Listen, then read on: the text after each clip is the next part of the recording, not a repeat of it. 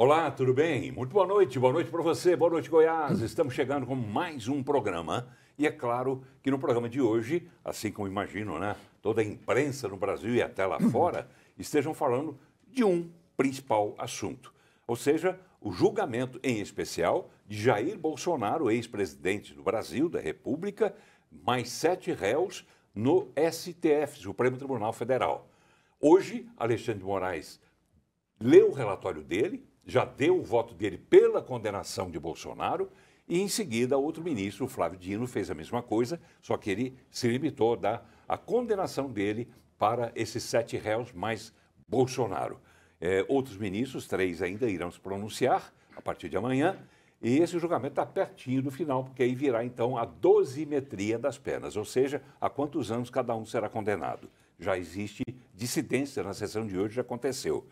Muito bem, esse assunto a gente não pode deixar de discutir, claro, e eu quero saber, através dele, desse programa, a opinião de nós, né, dos goianos que acompanham o nosso programa, Boa Noite Goiás, porque eu quero ouvir a sua opinião. Você que seja lá de esquerda, de direita, centro, mais o que tiver, dê a sua opinião, eu vou passar daqui a pouco o telefone para que você anote aí e mande o seu recado, tá bom? E eu quero também lembrar que esse programa está com um formato um tanto quanto diferente desde a semana passada, porque a gente resolveu abrir o espaço para mais opiniões ainda. Então vai ter muita opinião, vai ter dia que vai ter debate, vai ter dia que vai ter entrevista com um convidado apenas. Mas, de qualquer forma, você é o nosso convidado para dar a sua opinião. E temos também os convidados aqui no estúdio. No programa de hoje, a gente recebe 2 deles. E como estamos falando de julgamento, a gente está trazendo um operador do direito. Ele que é advogado, com especialização em direito eleitoral, e não esconde de ninguém, nós também não podemos esconder a preferência dele, ele é de direita. Advogado Vitor Hugo. Tudo bem, doutor Vitor? Boa noite. Boa noite, Paulo, a todos os telespectadores aqui da TBC, do Boa Noite Goiás. É um prazer estar aqui e vamos fazer esse esclarecimento técnico a respeito do 3º dia do julgamento mais importante que nós tivemos até o presente momento no Supremo Tribunal Federal, na Suprema Corte. Creio eu que é um marco histórico e vamos fazer a análise técnica aqui para desmistificar para você o que tem acontecido até agora. Ok, era exatamente esse o foco que eu tinha previsto para conversar, em especial com o senhor. Porque muitos processos acabam sendo derrubados na justiça por causa de detalhes técnicos. Não se julga o mérito, se julga a técnica, né? Se houve alguma falha aqui, uma falha ali, e com isso se derruba um processo que, se fosse ser analisado apenas do ponto de vista de mérito, teria outro resultado. Muito bem, participando também do nosso programa, para meu prazer, que é um amigo velho, um antigo amigo, velho não, né? Antigo amigo, ele que fala de tudo, fala de futebol, fala de política, até porque ele já foi 5 vezes deputado estadual aqui no estado de Goiás, já foi secretário de Íris, enfim, de muita gente dentro da política. E ele veio como convidado também para fazer essa análise. Lívio Luciano, professor Lívio, né? Tudo bem, Lívio? Boa noite. Boa noite, Paulo. Boa noite a todos os telespectadores. Uma alegria muito grande poder estar aqui com você, Paulo, voltar aqui. E abordar, né, temas muito interessantes e extremamente interessantes, como esse foi citado por você, né, que é o julgamento que está acontecendo, né? Vamos aqui fazer algumas análises em relação, né, o doutor Vitor Hugo, mais o aspecto, né, jurídico, e a gente um pouco mais o aspecto político, o impacto político que pode acontecer e as nuances da política a partir desse julgamento. Tá bem, julgamento que vai ter continuidade ainda durante os próximos dias. Amanhã, mais 3 ministros irão votar.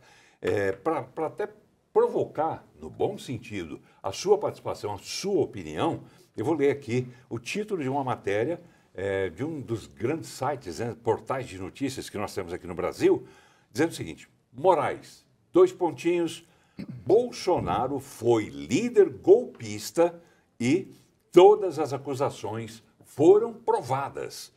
Pelo menos é a visão que esse site teve do julgamento feito pelo Alexandre de Moraes. Você concorda com isso? Que Bolsonaro foi realmente um líder golpista e que todas as acusações feitas contra esse grupo foram provadas? Mande a sua mensagem através do nosso WhatsApp, 98200-3223. 98200-3223. Por favor, coloque seu nome no início da mensagem e onde você mora, para a gente poder identificá-lo, tá certo? Boa noite, Goiás. já está no ar.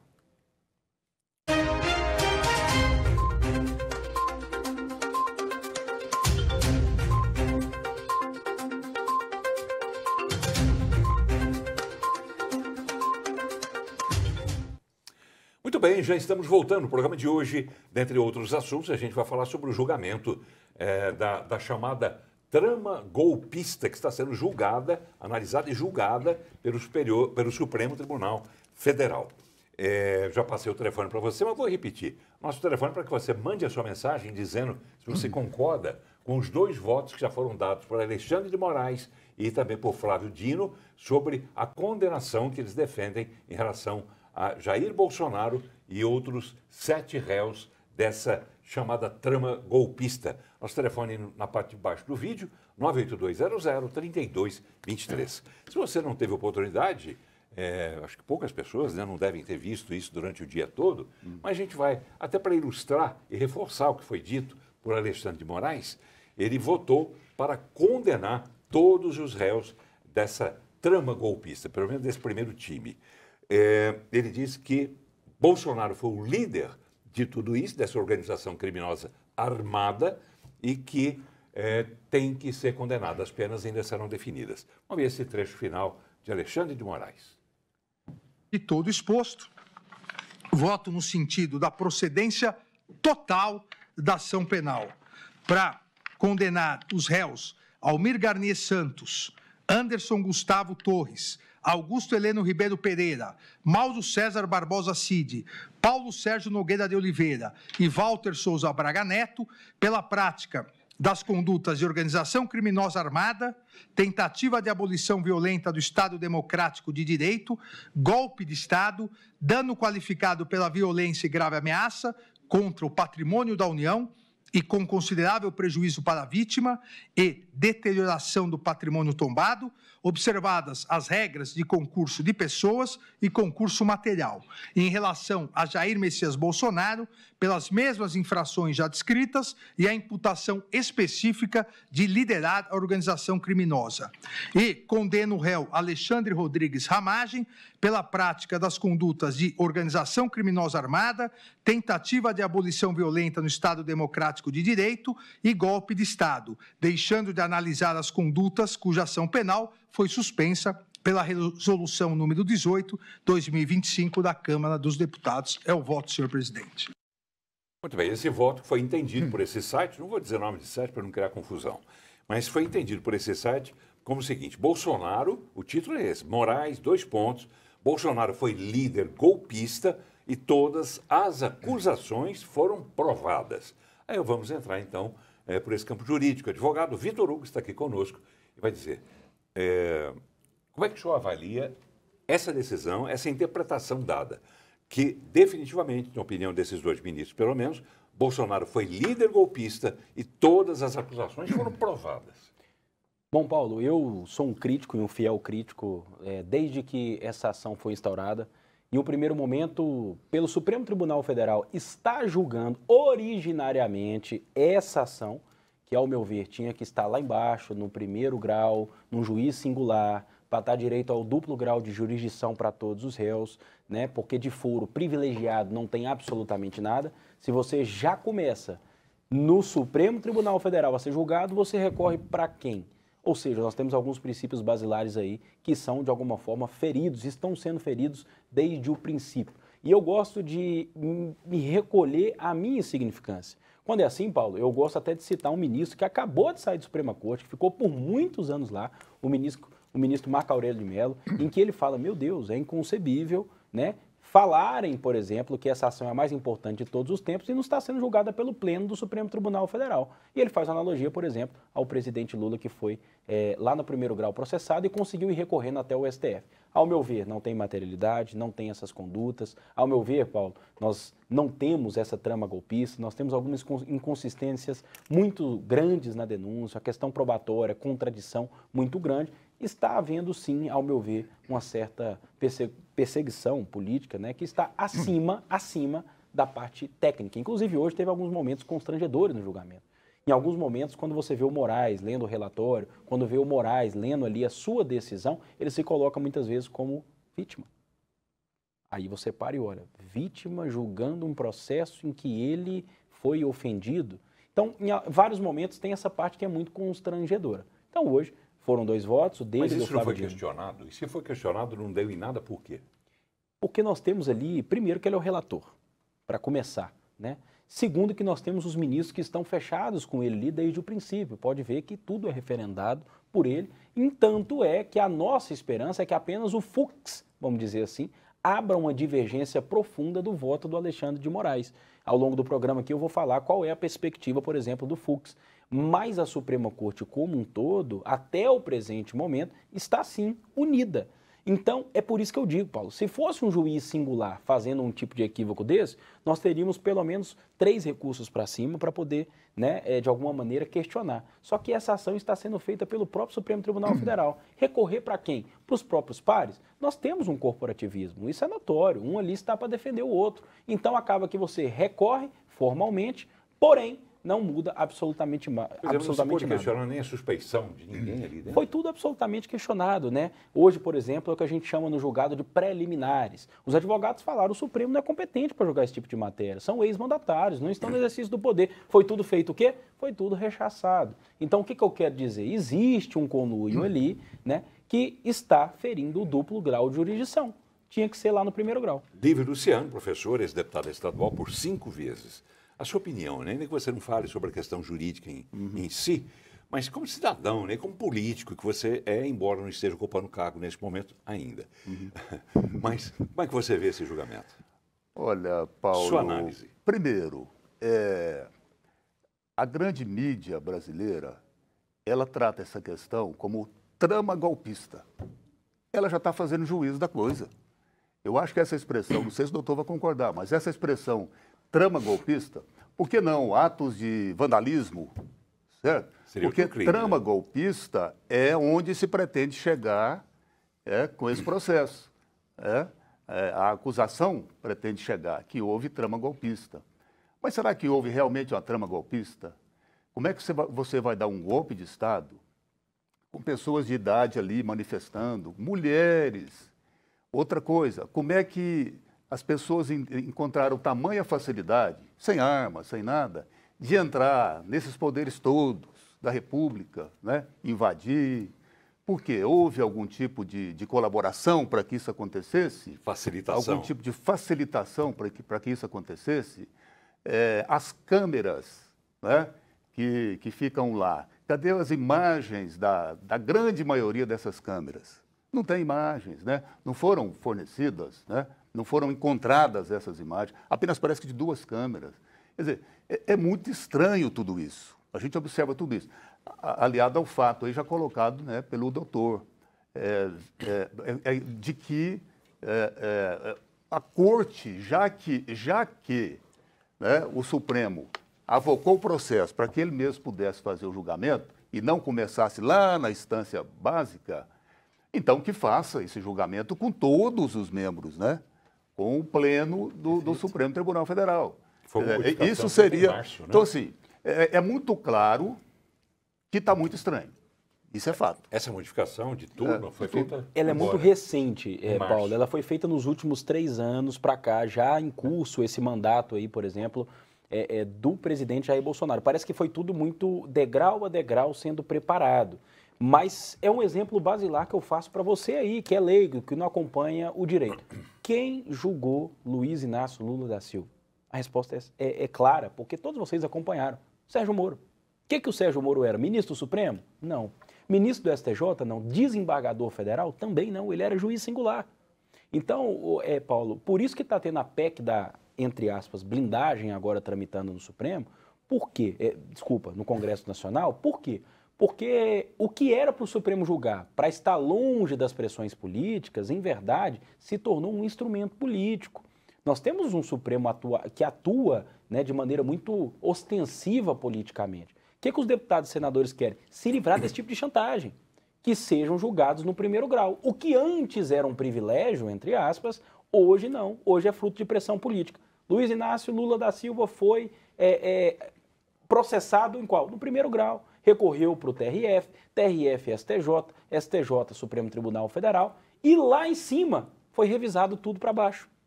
Esse é o tipo de jurisdição que eu acredito. Duplo grau de jurisdição. É um princípio. Você tem o direito de recorrer. Agora, se você está no Supremo, você recorre para quem? Não tem nenhum órgão acima do Supremo para rever os erros do Supremo. Esse é o grande problema. Vamos lá, opinião de telespectadores. Eu começo aqui, deixa-me ver aqui. Essa pessoa mandou um nome, não mandou. Por favor, quando você for mandar a sua mensagem, coloque seu nome no início, para ficar mais fácil. Aí eu vou ler assim. O José da Silva tem a seguinte opinião, 2 pontos, e eu leio a opinião. Mas quando não tem um nome, me obriga a ir lá no perfil para ver. É o Edson Ferreira da Silva, e com isso a gente vai gastando tempo que junto, esse tempo todo daria para a gente ler mais mensagem, entendeu? Vamos lá, ponto de vista. Vejo que os juízes do Supremo Tribunal Federal estão agindo com muita lentidão a pôr em pauta o julgamento dos réus, do Bolsonaro e dos demais envolvidos na trama golpista, que o livro disse aqui que discorda, né? Mas, enfim, para manter o ex-presidente no poder após a derrota nas eleições de 2022. Nós, como muitos outros cidadãos do bem, estamos ansiosos, para ver essa corja de malfeitores na papuda para o resto da vida. É a opinião de um telespectador e a gente lê aqui o que ele diz. Você, telespectador, quer dar a sua opinião também?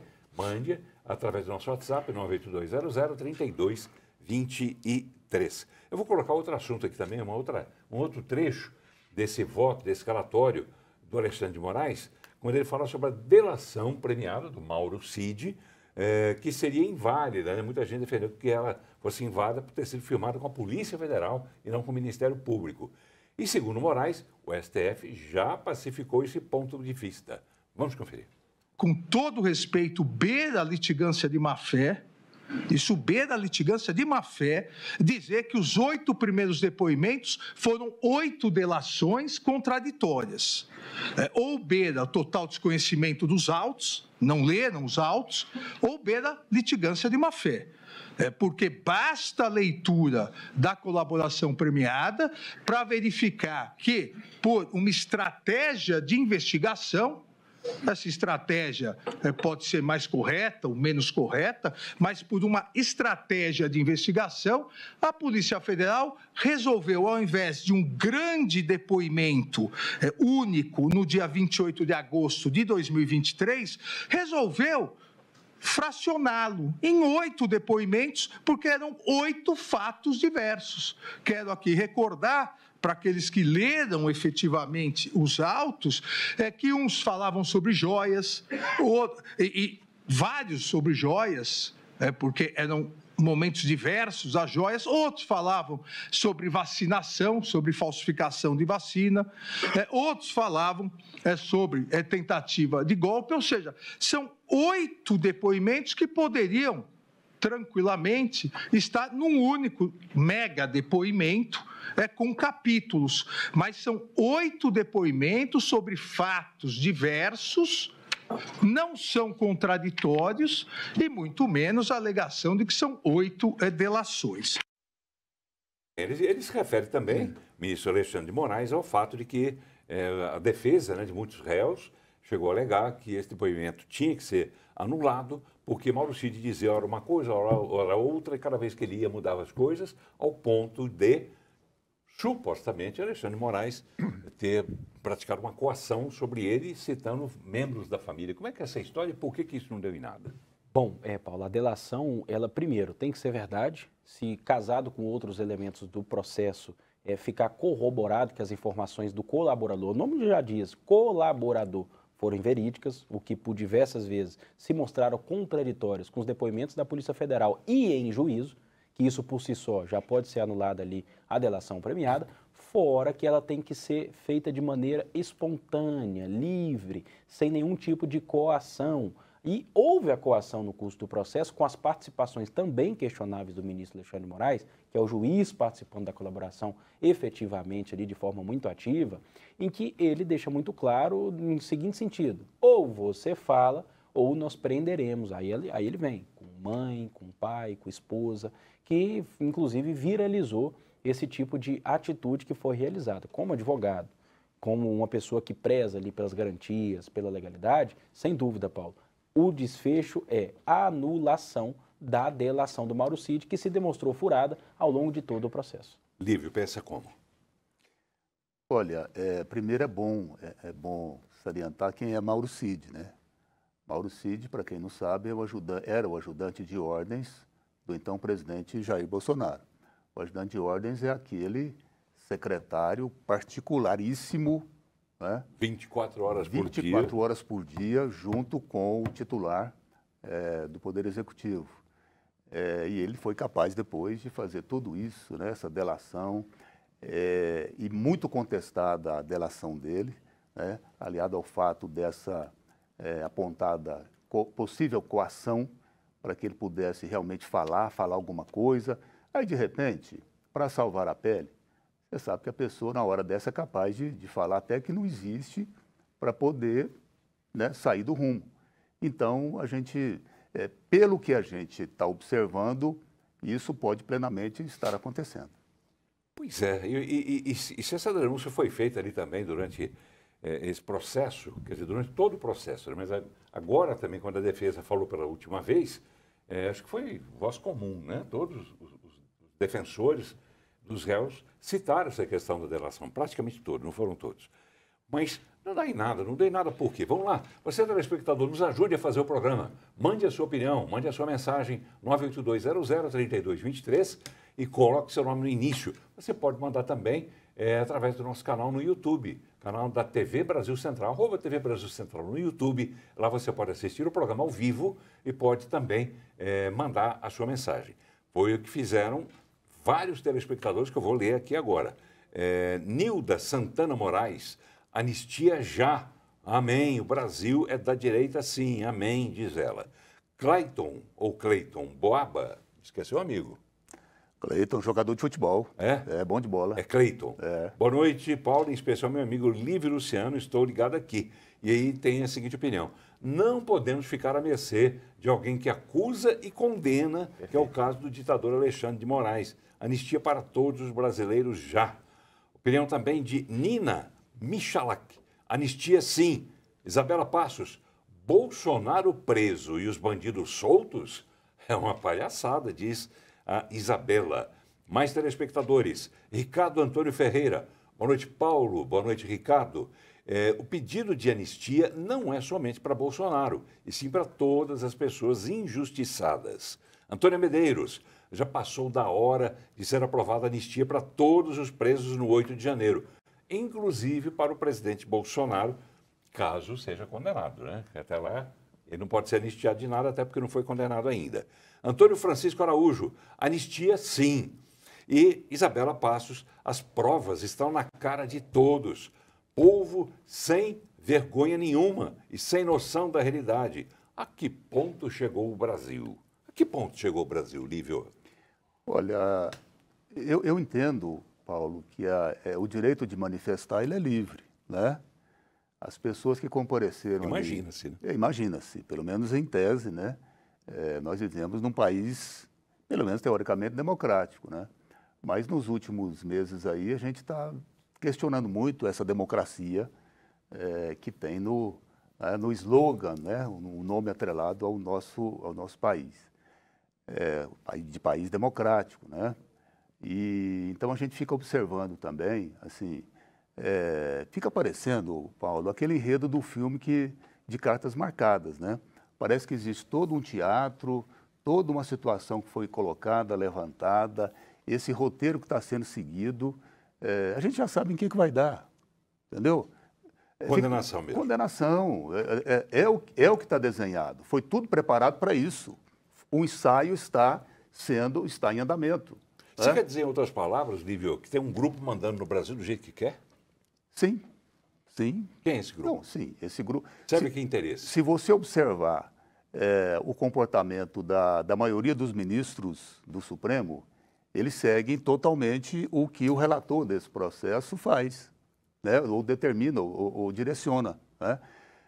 As vozes dissoantes ali dentro, elas ficam totalmente solitárias. Eu vi, por exemplo, o André Mendonça, ministro André Mendonça... Indicado por Bolsonaro. Indicado pelo Bolsonaro, aliás, foi ele e o Nunes Marques os dois indicados pelo Bolsonaro. Existe também o Fux, que não foi, muito embora indicado pelo Bolsonaro, ele está tendo, digamos assim, um comportamento de questionar, né? De fazer algumas pontuações, como a gente está fazendo aqui. Parece que uma das pontuações né? que ele pretende fazer amanhã vai ser essa da delação. Sim, sim, sim. E a gente espera que o contraditório possa ser estabelecido ali, né? Porque tribunais, o doutor Vitor Hugo pode dizer melhor do que eu, tribunais existem para isso, para que cada um tenha liberdade de votar, o contraditório fique estabelecido para que, no fim das contas, o melhor juízo possa vencer. Né? Tá bem, vamos lá? Falando em ministros, tem uma opinião aqui que bati o olho aqui, achei interessante, mais uma vez, é do Miguel, que mora no setor Ana Clara. Ele sempre tem uma opinião muito interessante, como todos os telespectadores têm, mas ele vai por uma outra vertente. Ele diz o seguinte: não sou especialista em linguagem corporal, mas a expressão do Alexandre de Moraes, ao proferir os votos, transmitia prazer. Foi essa a impressão que eu tive. Após tantos atritos entre o Supremo e Bolsonaro, vê-lo sendo julgado ali tem um aspecto teatral. Parece mais uma encenação da justiça do que um processo isento. Não elimina os méritos legais do julgamento, mas levanta dúvidas sobre a imparcialidade de quem julga. A justiça, ele finaliza, a justiça não pode apenas ser feita, ela precisa ser justa. E essa opinião do Miguel? A opinião dele está completamente certa, Paulo, e eu vou acrescentar alguns adjetivos a mais. A feição dele, além do prazer, além desse regozijo que ele tem aí, né, por estar se vingando do ex-presidente, eu digo mais, é muito ódio. Dá para perceber que ele está sempre com a feição muito séria, posturado, com o rosto enrugado, sempre parece que está no embate a todo momento, e não na figura de um julgador imparcial, como reza ali na Constituição Federal, todo mundo deve ser julgado de maneira imparcial e justa. Então, como eu já disse, na própria posição como potencial vítima, que ele se coloca muitas vezes ali, se confunde com o julgador, ele transmite muita raiva, muito ódio, a sua postura, e aí onde eu vou contra aqui o Miguel nesse ponto, sim, contamina a legalidade do processo. Porque tudo ali dá um verniz de democrático, um verniz de imparcial, de tripartição dos poderes, mas na prática não é. Nada da defesa é acolhido. Tudo ali que vai para o relator é afastado. Dá para saber que o final... Ele recusou, né? Todas as preliminares. Não todas as preliminares, né? Absolutamente. E outra coisa, advogado estando ali, faz a sua sustentação oral, a todo momento ele retruca, a todo momento age com sarcasmo, né? Eu, quanto advogado, muitas vezes me sinto ali, para quem está assistindo, não muito representado, né? E me sinto muito constrangido pelo que minha classe também vem passando há tempos pelo ministro Alexandre de Moraes. Paulo, com um detalhe, existe o papel do Ministério Público, que é de acusador, né? Existe toda uma investigação que é feita, né? Ministério Público, polícia, condução do inquérito. Existe, ou existem, no caso, né, desse porte, dessa natureza de processo, existem as vítimas, né? As possíveis vítimas daquilo que se chama de trama e tudo mais e tal. O ministro, relator, ele é tudo isso. Quer dizer, ele está sozinho desempenhando o papel de todos aqui, está no papel de todos. Ele ajuda a acusar. Até porque era promotor, né? Exatamente. O inquérito, quem conduz o inquérito direciona para o rumo que ele acha, entende que seja ser melhor. E, ao mesmo tempo, é vítima, como foi salientado. Quer dizer, é o que eu falei, está cheirando estranho demais. Está muito esquisito isso. Muito bem. Luciano Elvésio, boa noite a todos. Boa noite, Luciano. Ele tem a seguinte opinião e pergunta aos senhores: as sanções do governo Trump aos integrantes do STF irão interferir nas decisões dos outros votos dos ministros do Supremo? Bom, hoje o Flávio Dino, ao proferir seu voto, inclusive, fez chacota, né, com os Estados Unidos, com a instituição norte-americana, com o presidente Donald Trump, se sentindo muito à vontade, viu, Paulo? Então, ali no momento que ele faz o fechamento e vai para o dispositivo ali do seu voto, para, de fato, condenar, né, todos os réus ali desse primeiro núcleo a ser julgado, ele fala de pateta, ele fala de Mickey, ele fala que não é um Twitter, né, de uma instituição norte-americana, da Embaixada dos Estados Unidos do Brasil, que vai constranger alguém que chegou no Supremo Tribunal Federal. Agora, proferiu o voto dele, vamos ver a partir de agora como é que vai agir, por exemplo, o governo norte-americano. Mas os ministros, pelo que eu estou vendo, estão muito tranquilos. Somente o Moraes, que foi atingido pela Magnitsky, né, que encontra-se nesse, realmente mostrando todo o seu ódio, toda a sua raiva. O Flávio Dino hoje estava muito tranquilo, inclusive zombou com as instituições norte-americanas. Muito bem, veio a informação hoje, através da porta-voz da Casa Branca, lá nos Estados Unidos, dizendo o seguinte: Trump não tem medo de usar meios militares para proteger liberdade de expressão. Meios militares ao redor do mundo para proteger a liberdade de expressão. É um recado muito forte, né? É um recado forte. Vamos dar uma corridinha, porque já foi meia hora de programa. Metade do programa já foi embora. Vamos lá. É possível isso, Lívio? E já está usando, né? Contra a Venezuela, ele está usando. Sim. Né? Ali, isso pode acontecer aqui também? A guisa de... Esse o termo, doutor? A guisa, né? Bonito, né? Esse é. Fazia tempo que eu não via. A pretexto aí de combate ao narcotráfico na Venezuela, né? Onde existem acusações de que o próprio presidente Maduro esteja envolvido, o Trump está mobilizando um arsenal imenso da sua força militar, alojando ali aos arredores do território da Venezuela. Então, assim, eu não duvido de nada. Partindo do Trump, eu não duvido de nada. Medidas militares e medidas econômicas, né, que a porta-voz fala também. Pode vir aí mais medidas econômicas contra o Brasil, o que é muito ruim. É muito ruim. Tá bem, vamos correr e conferir um trecho também da fala de Flávio Dino, que votou favoravelmente à condenação de Bolsonaro e dos outros réus. Vamos ver. Considerei que apenas em relação a esses 3 réus, Alexandre Ramagem, Augusto Heleno e Paulo Sérgio Nogueira de Oliveira. Obrigado. E fiz, ministro Fux, essa análise, porque quando da dosimetria, eu vou apresentar, à luz do que o relator propuser, algo consentâneo com esta minha visão de que há patamares diferentes de culpabilidade e nos cabe encontrar técnicas que conduzam a um julgamento técnico e justo, acompanhando o relator quanto ao juízo condenatório que fez, com a ressalva de participação de menor importância para os réus Alexandre Ramagem, Augusto Heleno e... Muito bem. Faltavam... Flávio Dino já deixou claro, né, que na hora de votar a dosimetria ele vai querer levar isso tudo em consideração. Vamos lá, quem é que está levando em consideração os votos dos ministros até agora? É o filho de Jair Bolsonaro, o Flávio Bolsonaro, senador. Ele deu uma coletiva agora há pouco e disse, dentre outras coisas, essas coisas aqui.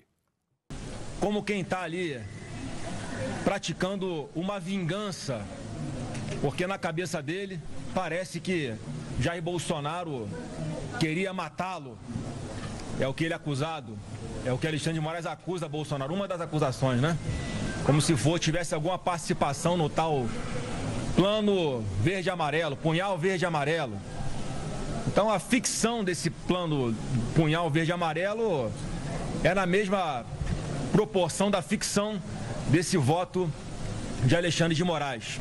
E de ontem para hoje, a gente conseguiu algo que é muito raro de se ver, com provas, aqui sim com provas, que é a manipulação de um processo judicial, em especial por um ministro da mais alta corte do judiciário desse Brasil. O ex-assessor dele denunciou uma série de coisas na Comissão de Segurança Pública na semana passada e hoje chegou uma perícia confirmando o que ele havia denunciado, em especial a manipulação processual por ocasião de uma busca e apreensão determinada pelo Alexandre de Moraes contra um grupo de empresários lá nas eleições de 2022, enquanto o Tagliaferro denuncia que foi procurado pelo juiz assessor de Moraes para ajudar na fundamentação desta decisão, que já havia tido seus efeitos iniciados, já que a busca e apreensão já havia acontecido. Dias depois, Tagliaferro é procurado, diz que ajudou no mapa mental e uma série de outros detalhes nessa decisão do Alexandre de Moraes, porque tinha pego muito mal para o Alexandre de Moraes dá uma decisão apenas com base em uma matéria de imprensa. Então, ele dá essa ajuda, devolve ao juiz auxiliar do Alexandre de Moraes e que volta para o processo. E pasmem, a perícia que foi feita não foi sequer ainda sobre o que...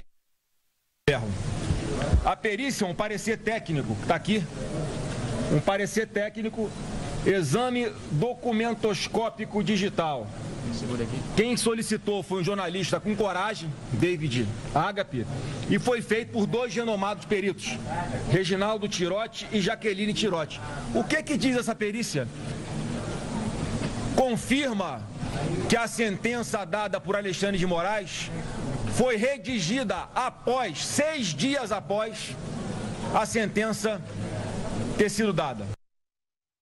Vitor Hugo, bem rapidamente, já tem um desdobramento nessa história toda, né? Até porque esse caso não está sendo, na opinião de muita gente, devidamente divulgado. Perfeito. Esse caso não está sendo divulgado. Aí são mais os efeitos políticos que o senador Flávio Bolsonaro ele vem expondo, né? Questões políticas, porque para efeitos jurídicos até o presente momento nada aconteceu. As instituições estão todas, ao meu ver, contaminadas com esse julgamento, com essa questão da, entre aspas, trama golpista. Podemos ver aqui, Paulo, que desde semana passada está sendo denunciado um ex-assessor que demonstra um esquema de parcialidade muito grande, o que por si só colocaria todo esse julgamento aí uma possível anulação, e eu creio que futuramente isso vai acontecer pelos excessos, pela parcialidade, pelo excesso do poder, pelo abuso da máquina. Então, Tagliaferro, ele vem falando tudo que tinha de corrupção, eu posso usar essa palavra, lá dentro. Ou seja, contamina, porque o relator do processo, que tocou todo esse processo, tem sim interesse nessa causa, tem sim interesse em de eliminar os seus aliados e os seus desafetos políticos. Doutor Vitor, eu tenho uma curiosidade eterna, né? Porque até hoje não consegui entender. Talvez o senhor possa me ajudar. Por que determinados ministros de um tribunal acabam sendo também de outro tribunal e até do Tribunal Superior Eleitoral, como foi o caso, né, de Alexandre de Moraes? Isso não faz com que se restrinja cada vez mais os julgamentos, uma opinião mais exclusiva, digamos assim, de uma pessoa que ora está aqui julgando aquele processo, depois vai para lá, julga o mesmo processo. Quer dizer, não seria melhor haver uma pluralidade de opiniões, de análises? Bom, o que acontece, Paulo? O TSE, a composição dele é rotativa, né? Assim como os TREs também, você não tem carreira para os tribunais eleitorais. Exatamente. Então, uma dessas questões, inclusive eu faço muita crítica, até porque eu sou militante, né, no TRE. Então, a cada 2 anos, vai mudando essa composição. O juiz eleitoral, ele é um juiz emprestado.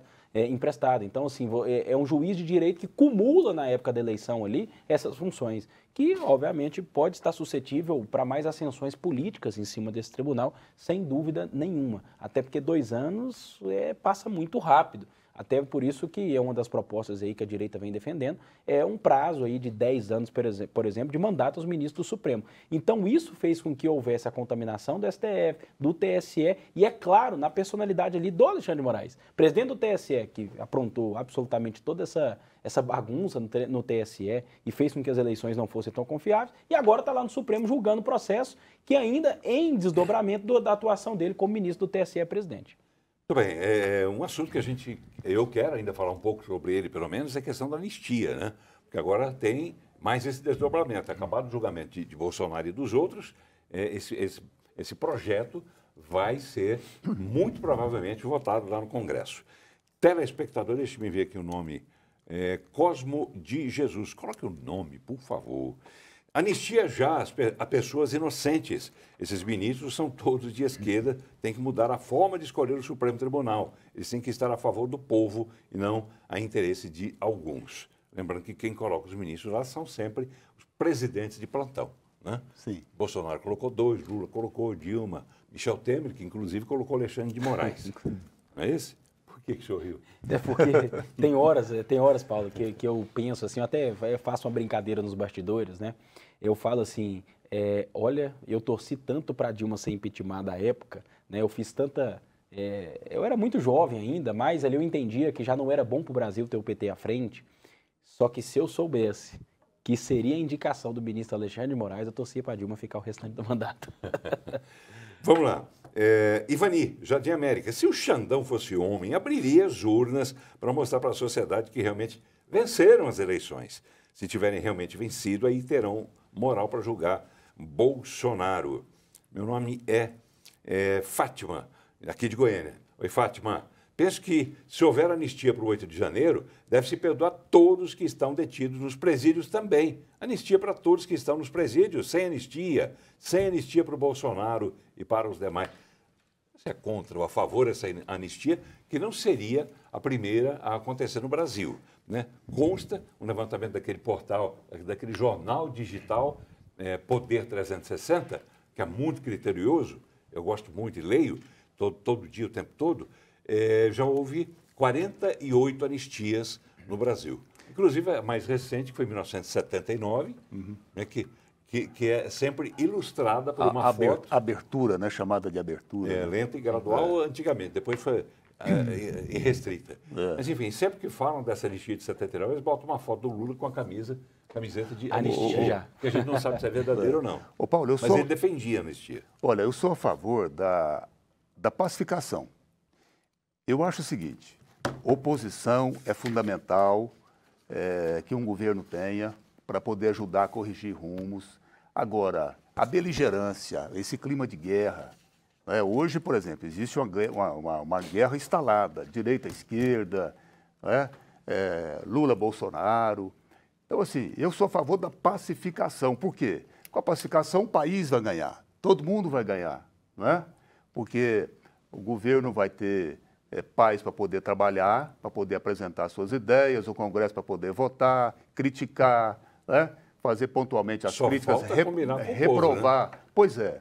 Agora, a pacificação só vai vir se tiver uma anistia depois dessa, digamos aí, desse circo que está sendo montado aí nesses julgamentos. Vai aumentar ainda mais o clima de beligerância, de guerra no país, né? O que é muito ruim para todos os brasileiros. Então, para pacificar, eu sou a favor de uma anistia depois que esse circo terminar aí. Quem defende também essa anistia é o governador Ronaldo Caiado, né? Frequentemente ele fala sobre esse assunto nos últimos dias, principalmente. E a gente tem aqui a mais recente declaração dele a favor da anistia, que é uma promessa dele, porque ele é pré-candidato a presidente da República. E ele já disse que, se for eleito, a primeira providência dele será conceder a anistia a todos, inclusive a Bolsonaro, no caso de ser julgado e condenado. Vamos ver. No dia que nós desembarcamos, ou seja, no dia que o partido também declarou o desembarque do governo e deixou claro, a posição nossa é pela anistia, tá certo? Nós vamos votar essa posição clara, declarada por mim há mais de 6 meses atrás, declarada pelo presidente do partido, Rueda, declarada também pelo presidente do PP, o Ciro. Então, isso é uma posição já definida já. Muito bem. Está aí mais uma vez o Ronaldo Caiado falando de anistia, e ele defende a anistia que aconteça. E acabou que meio que contaminou os outros pré-candidatos também. Zema já se declarou também a favor da anistia, e em especial também Tarcísio de Freitas, governador de São Paulo, que agora parece que abraçou de vez essa história, né? Subiu o tom, criticou a STF e coisa e tal, entrando nessa vertente que foi, diga-se, a bem da verdade, que foi iniciada por Ronaldo Caiado.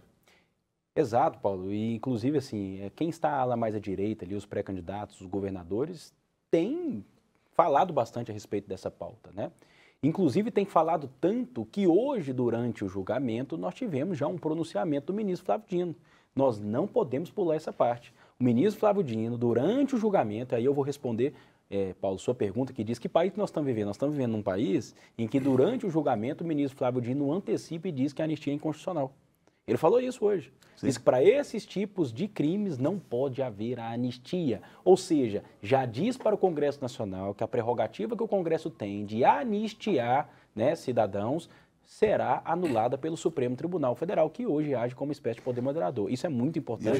Não os ministros também deveriam se ater aos autos. Né? Claro, aos autos. E ele já diz, já antecipa um julgamento. E politicamente falando, eu preocupo muito com essas posições aí do Alcolumbre, presidente do Senado, e Hugo Mota. Eles não firmam se vão realmente pautar, colocar a anistia, né, no caso aí, né, de haver condenação, que é o que está desenhado.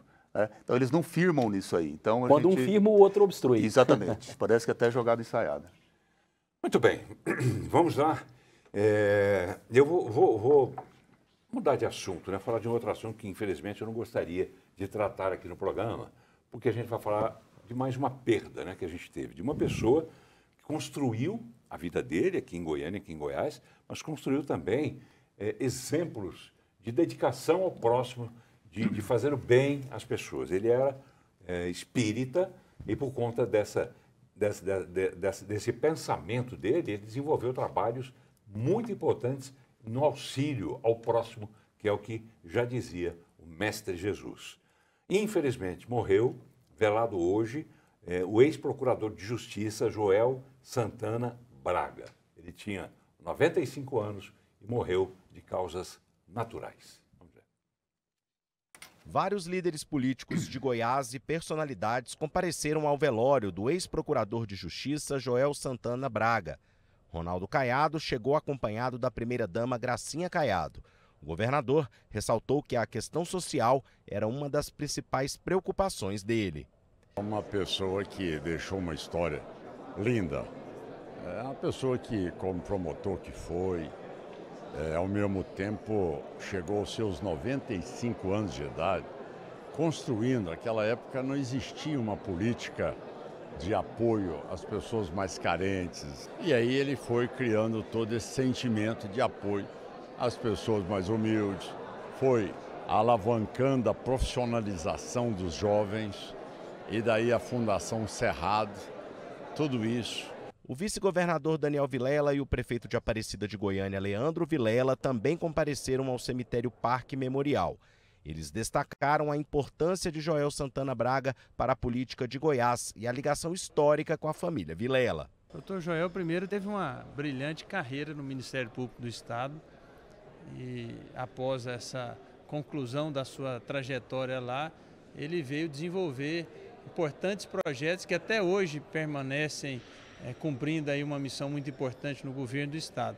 Inicialmente, ele fez parte do governo do nosso governador Iris Rezende, onde desenvolveu e criou a primeira fundação de amparo às questões sociais do Estado, que antecedeu a OVG, e posteriormente, na gestão do meu pai como governador, ele também ocupou um cargo de liderança na área social do nosso Estado. Foi um amigo pessoal do meu tio Maguito, né, de Iris, da tia Sandra, né, até eles frequentavam o espiritismo juntos. É um homem que serviu muito, que deixa um legado, que deixa saudades e que deixa uma folha de serviços prestados ao nosso Estado. O presidente da Assembleia Legislativa, Bruno Peixoto, também esteve presente ao velório. Ele falou da proximidade com Joel Santana e deixou uma mensagem de conforto para a família. O Joel já o conheço há bastante tempo, até mesmo porque nós moramos no mesmo prédio. Ele faleceu ontem e vizinho de apartamento. Então nós demos todo o apoio ali à sua esposa, aos familiares. E é uma perca grande. Todos sabem, um grande jurista, um homem determinado. O ex-procurador de Justiça do Ministério Público de Goiás tinha 95 anos de idade e deixou 5 filhos, entre eles o presidente da Agência Goiana de Habitação, Alexandre Baldi, e o secretário estadual de Indústria e Comércio, Joel Santana Braga Filho. Isso, não? Sentimentos, né, família? Né? Conheci o Joel pai, tive a oportunidade de entrevistá-lo várias e várias vezes, sempre o admirei, porque ele desenvolvia esse trabalho de ajudar o próximo. Você conheceu bem. Sim, trabalhamos contemporaneamente, eu como diretor-geral da OVG e ele como secretário de Ação Social e Trabalho, né? Pude ver que uma pessoa extremamente caridosa, bondosa, um benfeitor. Tá bem, vamos lá. Deixa eu me falar um pouco sobre o programa de hoje. Eu quero colocar primeiro... eu vou deixar uma pergunta para vocês dois, para responderem, após a gente conferir esse VT aqui, que é o seguinte: futuro, bem rapidamente, futuro desse julgamento, que já está perto do fim, futuro de Bolsonaro, futuro do bolsonarismo e futuro do Brasil. Dá para juntar tudo? Vamos pensando aí já, não precisa disso, vocês são exímios oradores, mas eu quero colocar uma matéria interessante hoje, importante, que o governador Ronaldo Caiado esteve em Jataí, no sudoeste goiano, para lançar várias obras de infraestrutura na região. Essas obras são mais de 2 bilhões de reais em investimentos, rodovias que estão sendo feitas com recursos do Fundeinfra. A repórter Manu Inda acompanhou e traz para a gente. Vamos ver. O maquinário já está a todo vapor nas GOs 178 e 180. Inicialmente, a GO 178 será pavimentada em 38 quilômetros, no trecho entre a BR-364 e a GO 306. Já a GO 180 serão 52 quilômetros de pavimentação, entre os entroncamentos da GO 467 e GO 306. Era necessário para a gente dar uma retributividade daquilo que são os recolhimentos dos produtores do Fundeinfra. Então, a gente que tem conhecimento da importância desse programa, que é para a infraestrutura, ter o produtor do nosso lado, mostrando para ele o nível de dedicação que nós estamos tendo e a nossa força de vontade de estar aqui devolvendo a eles esses recursos que são deles. De forma simultânea, a GO 180 também está sendo pavimentada. As obras são conduzidas pelo IFAG, a partir do termo de cooperação 01 de 2025, e inovam por combinar a agilidade da iniciativa privada com o controle público. É uma parceria de extrema importância, é onde a gente consegue, através dessa parceria, desse termo de cooperação do Estado de Goiás com o IFAG, que é o Instituto da FAEG, também da ProSoja, a gente consegue atalhar um caminho longo. A gente fica mais do que satisfeito, com o governador que tem essa percepção a longo prazo, fazendo essa visão lá atrás de tudo que era esse benefício para a nossa região, para o nosso sudoeste goiano.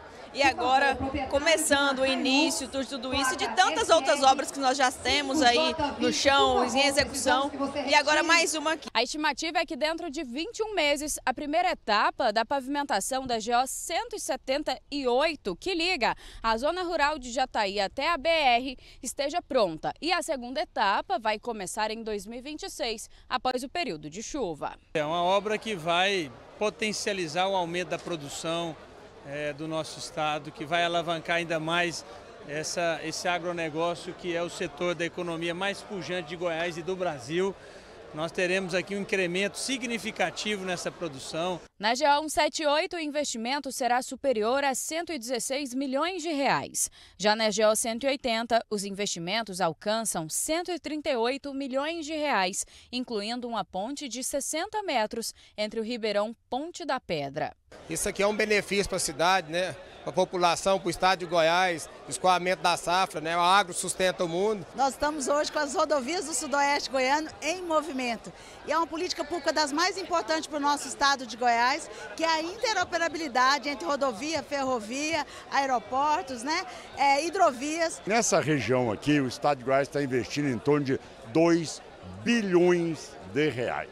2 bilhões de reais. E lógico que parte desse dinheiro é aquilo que nós mostramos aos produtores, seria fundamental para nós podermos dar capacidade produtiva a essa região. Essa região hoje tem um potencial que ela não podia produzir. Isso aqui vai chegar de 100 e poucos mil hectares que tem a mais de 400 mil hectares produzindo com essas rodovias. Esse ano, que já fez parte de governos, sabe da importância. Íris, por exemplo, adorava rodovia. Sim, sim. E asfalto e etc. Sim. E é uma coisa que Ronaldo Caiado tem também como foco no governo dele. Sim, sim. O governador está conseguindo deslanchar muito bem, nesse segundo governo dele. O primeiro governo foi um governo muito de ajuste de contas, e de muitos outros programas, especialmente a área social, educação e saúde, nem se fala. Mas agora o foco está muito grande na necessidade premente, o que o governador falou. Como é que você vai escoar a produção? Que produz e não que tem adianta como a pessoa plantar lá na fazenda dela se não vai ter estrada para poder o produto vir para a região de consumo. E o olhar atento ali de Daniel Vilela, que é de lá. E está aprendendo bem, viu? Está aprendendo bem, tá. Tem futuro esse menino? Muito. Nós fomos deputados juntos. Nós fomos deputados juntos. Em 2011, a gente era deputado juntos. E eu falei um dia lá, eu falei, Daniel, você vai ser governador do estado de Goiás ainda. Por enquanto eu estou no quase, né? Ele é vice, né? Fala que eu vou ganhar na Mega Sena. Tá bom. E apareceu um personagem ali que, o senhor falou baixinho aqui, o que é que o senhor disse quando apareceu o Zé Mário Scheiner? É um possível vice, né? É um possível vice do Daniel. Eu enxergo dessa maneira. Produtivo, eu vejo dessa maneira. Setor produtivo. Setor produtivo. Vamos lá. Falando nisso, o Miguel mandou outra mensagem. Obrigado, Miguel. Ele disse o seguinte: 2 bons candidatos para 2026, Tarcísio e Caiado. Seria excelente vê-los no segundo turno. No entanto, Lula ainda é forte, tem a máquina pública a seu favor. Que Deus nos ajude, diz o Miguel. Tá bom. Vamos lá, então. Vou fazer aquela pergunta, então, para o senhor. A gente está caminhando para o final do programa. Eu quero saber, futuro desse julgamento. 15 segundinhos, como é que vai terminar esse julgamento, Lívio? De acordo com o enredo que está desenhado, né? É um jogo de cartas marcadas, como eu disse aqui, vai dar condenação, vai dar prisão, né? Eu vejo dessa maneira. Vitor Hugo, como é que condenação com divergência e um futuro recurso de embargo de divergência que vai para o pleno. Essa é a minha expectativa. Tá, esse embargo pode levar a quê? Aí pode levar a revisão desse julgado lá no plenário dos 11 ministros ali julgados. Caso o Bolsonaro seja condenado e tenha que cumprir prisão, que tipo de prisão, pela sua experiência dentro da área? Vai ser uma prisão em cela especial, né? Vai ser uma Lula. preparada, assim como Lula. Não tem como colocar ele num presídio comum. É um ex-presidente da República. Nunca houve uma prisão de um ex-presidente num local comum, vamos dizer assim. Bolsonaro preso, enquanto ele estiver preso. Qual o futuro do bolsonarismo? Olha, eu acho que o bolsonarismo vai continuar, sem dúvida. Ixi, vai continuar sim. Até por outras, né, pessoas da direita, né? Assim como o PT continuou com o Lula preso, né? Perfeito. Eu entendo que vai continuar, continuaria sim. E o bolsonarismo? O senhor é um bolsonarista? Continua, cresce, os sentimentos ficam mais aflorados e, sem dúvida nenhuma, a sensação, né, de injustiça vai aflorar mais o sentimento bolsonarista. Tá bem. Enquanto isso, o futuro do Brasil, tendo em vista, inclusive, esse pronunciamento agora da porta-voz da Casa Branca nos Estados Unidos, dizendo que os Estados Unidos não vão pensar 2 vezes se for preciso usar a força militar. Um futuro não muito feliz, Paulo, mas necessário, infelizmente, porque quando as instituições se corroem por dentro, apenas ajudas internacionais para que o Brasil não se torne uma Venezuela. E aí? Eu temo muito, como eu já pontuei, né? Eu sou a favor da pacificação, por isso eu defenderia, eu falo defenderia porque ainda não está na hora, né? Depois de condenação que existe a anistia.